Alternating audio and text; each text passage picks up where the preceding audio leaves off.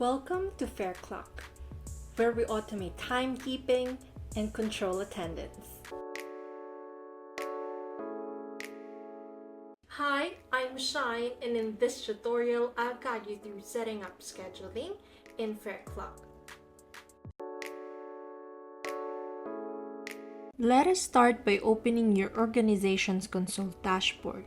In the left corner of your screen, you will see Manage. Click Manage and you will find Schedule. After clicking, the following will appear on your screen. The default display shows a list of workers that you can search and filter. You can switch to device, job, or team views by adjusting the View menu at the top of the list. The top menu also offers tools for date and timeline adjustment, data export, and other quick access functions. To schedule a worker, click the plus icon in the desired cell. This will open a model to create a new shift. You can assign the shift to either a single worker or multiple workers by clicking the downward arrow button. You need to select a shift class for the worker or workers or create a new shift class if needed.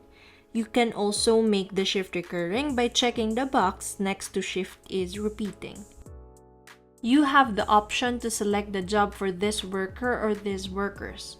Note that if costing selection is partial is enabled, you will be prompted on the time clock application to select any fields that were not locked. You can also select a geofence setting and add notes here.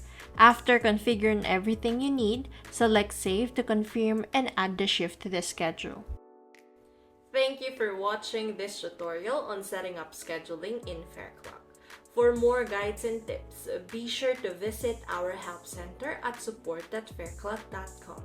Also, don't forget to like this video and subscribe to our YouTube channel for more video tutorial updates. Happy time tracking! Bye!